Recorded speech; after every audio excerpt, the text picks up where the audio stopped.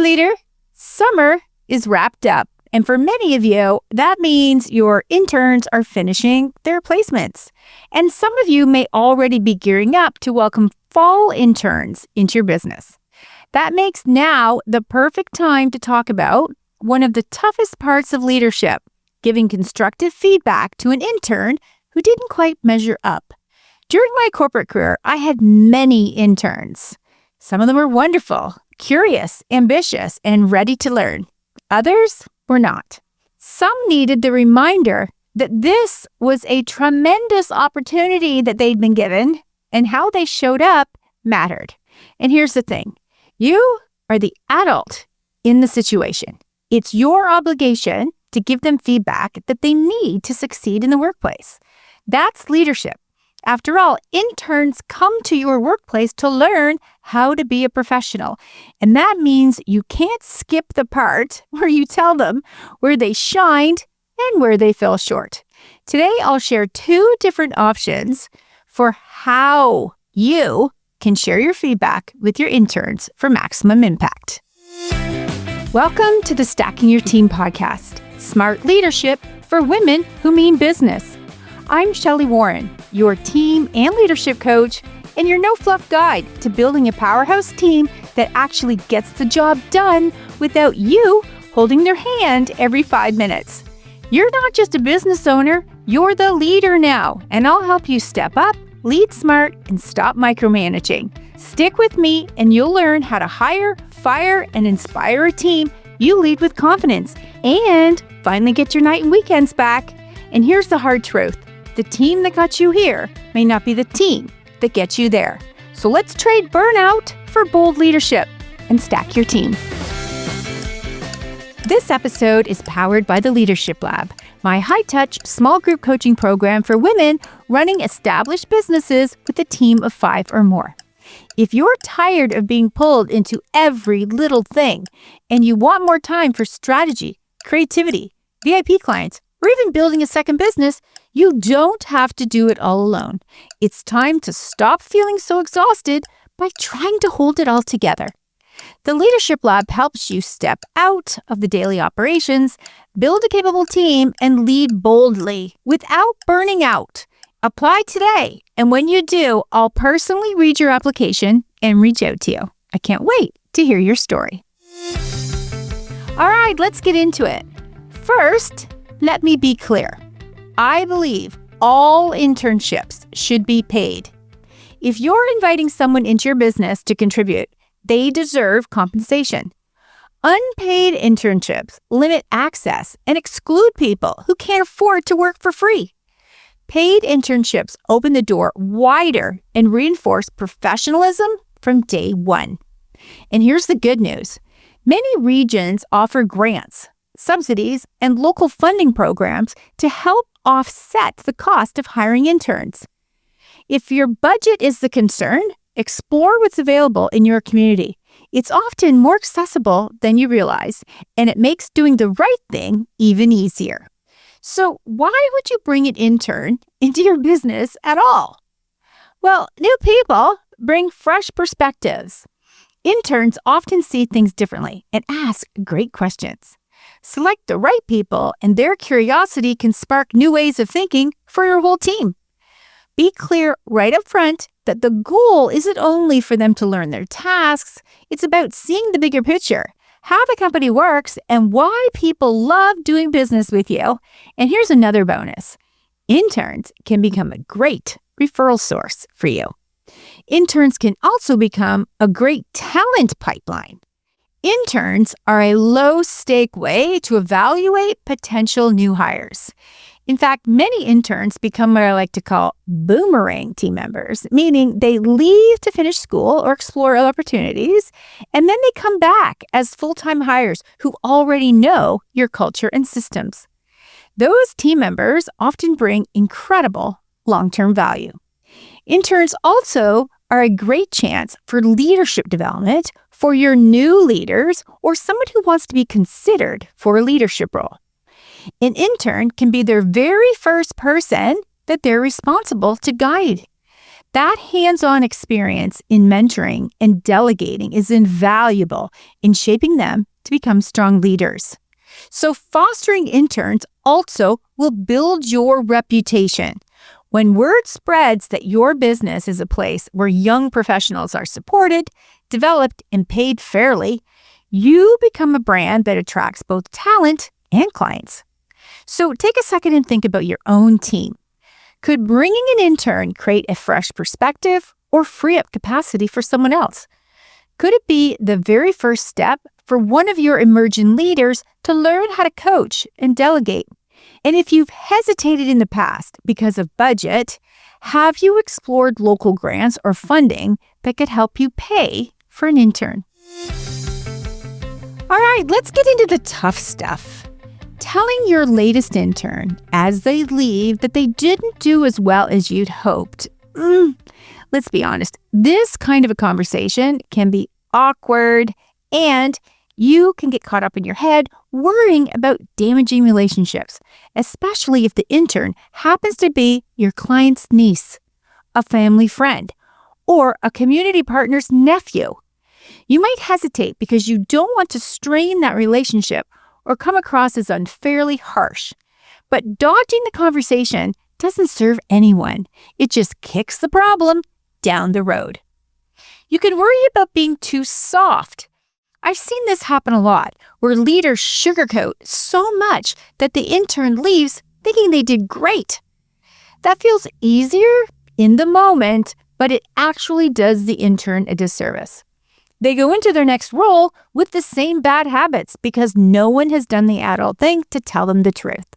And let's not forget, you and your company are highlighted on their resume, and they're going to talk about their experience with you at interviews for the next few years or more.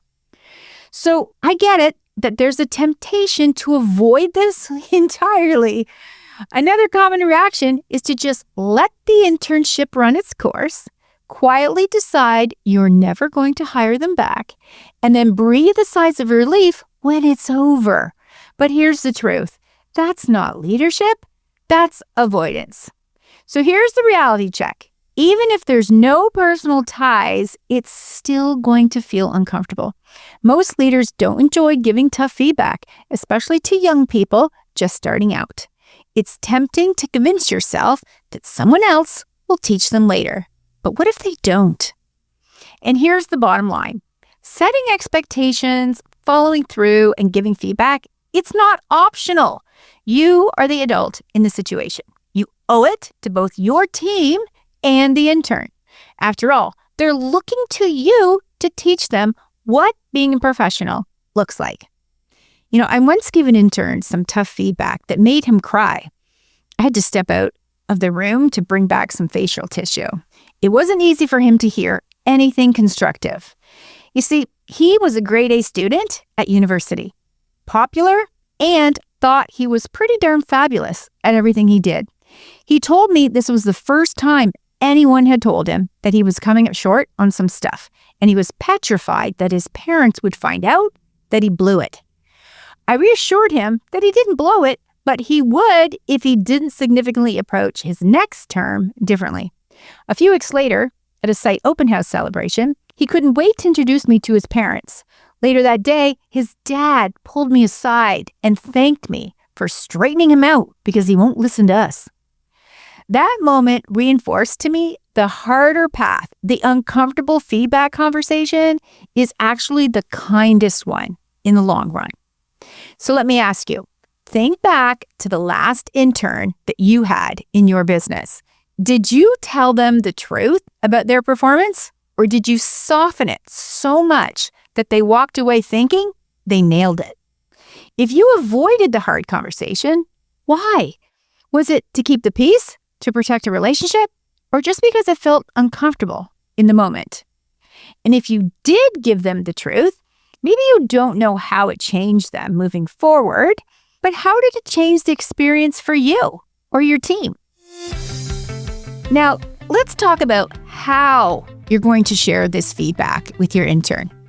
When it comes time to sit down with your intern, you do not want to wing it. Having a simple structure makes the conversation feel less intimidating for you and much clearer for them. One of my favorite ways to do this, and the one I recommend to my clients who host interns, is to keep it to 3 straightforward parts. Now, you might be thinking that I'm going to recommend the age-old and super effective start, stop, continue feedback framework. And I could. That framework is great and effective for sure. So if you like it, certainly use it. But here's another option that I find sends the message home in a more, mentorship way of talking to a young professional. Here it is. There's 3 different points of feedback about their performance and the impact they had on being part of your team. First up, here's what we appreciated about you. And you're going to be specific. You're going to talk about their energy, their curiosity, their reliability, and their communication style. The next part is, here's what we found frustrating about working with you. And you're going to call out the behaviors that caused friction. And the third part, here are some tips to help you succeed in your next internship. And this turns the feedback into forward momentum, offering tips that they can use in their next role. And I want to stress the importance of giving specific examples, not vague comments. So here we go. Let's practice some of this. Here's how you could use these 3 statements to help your intern succeed. Thanks for spending time with us this term. Before you head off, I want to share some feedback with you because part of my role here is to help you grow as a professional, not just finish tasks. So let's walk through 3 things together. First up, here's what we appreciated about you. We really appreciated your positive energy in team meetings. You jumped right in with ideas and asked thoughtful questions. That kind of curiosity is a strength, so don't lose it. And here's what we found frustrating about working with you. At times, you missed deadlines, which created stress for the rest of the team. I know you're learning, but in a professional environment, meeting deadlines is how you build trust with your colleagues. Asking for help or deeper direction earlier would have been a better way of staying ahead of your deadlines, instead of hoping they would all come together in time or expecting a team member to jump in and save the day. And if you're open to listening a bit more, here are some tips to help you succeed in your next intern role. As you step into that new role, I want to suggest to you that you keep a daily priority list and then check in with your leader if you're unsure about those priorities. That way, you'll stay on top of your work and people will see you as reliable. Now, I know the pace around here can seem rushed, and it may have felt that you had a lot to do at once, but that's what it's like in the world of work. Every one of us uses our project management tools to help us stay on track, and we have other tools that give us that little extra nudge when we need it. You've likely noticed that some people have paper planners, others have whiteboards. So find out what works best for you and stick to it. You've got a lot of potential. These small shifts are going to make a big difference. Now, you're just starting out and it's normal to have a learning curve. So take what's worked, adjust where you need to, and keep leaning into those opportunities to learn even more. You can learn a lot by watching people around you. Notice how they communicate, how they manage their time, and how they handle challenges. Listen closely, ask lots of questions, and model those professional behaviors. If you do that, you'll keep getting better and better and getting better opportunities and pay at work. So why does this matter? This approach frames feedback as a gift, not as punishment. It also balances positive acknowledgement with constructive critique. And it sets that intern up for the future, which is exactly what they need at this stage. Now, think about your last intern. If you had used this 3-part feedback framework, what would you have said in each category? What you appreciated, what was frustrating or challenging, and what you'd recommend they do in their next role. Could you deliver that with both clarity and care?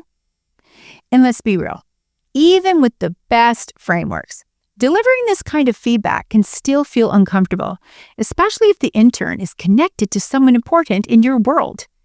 In those moments, it's not just about what you say to the intern, it's also about protecting the relationship around them while still being honest. So who in your orbit might be watching how you handle interns. Maybe it's your clients, your community partners, and it's definitely your team. If you handle these situations with clarity and care, what does that say about you and your brand? Let's recap. Internships are valuable for your business, your team, and the intern. And all internships should be paid. It's fair, it's professional, and it's inclusive. Giving constructive feedback is your obligation, and it's normal for interns to struggle at times, whether they're connected to you or not. Honest feedback protects your business, your team's morale, and the intern's future, so it's always worth the thoughtful effort. Thanks for tuning in to the Stacking Your Team podcast, Smart Leadership for Women Who Mean Business. If today's episode helped you see your leadership in a new way, I'd love to hear about it. Come connect with me on Instagram, where I'm at Stacking Your Team, and tell me what's troubling you about your team right now. And one last reminder, you can apply to join the Leadership Lab from the Stacking Your Team website. We're welcoming new members right now. It's time to stop getting pulled into daily operations and start leading at a higher level. Imagine breathing easier, trusting your team to deliver, and finally having more time for your highest valued work. I can't wait to meet you. And hey, if you're tuning into this podcast because you work somewhere and you want to develop your leadership skills, I invite you to start following our sister company, Thousand Islands Leadership Consulting. Check us out on Instagram or LinkedIn so you can chart your course to the next level of leadership.